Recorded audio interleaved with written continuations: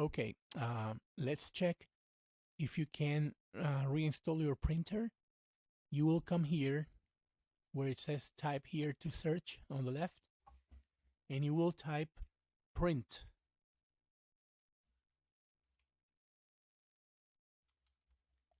Print, and the first option up here that says printers and scanners, you will click there. And here you will click add a printer or scanner. Click there. I don't have any printer on now. I mean, the printer that I have is already connected, so nothing's going to show. Right here where it says searching for printers, that area is where your printer should show up. If it doesn't show up, then there's nothing we can do about it. Right here.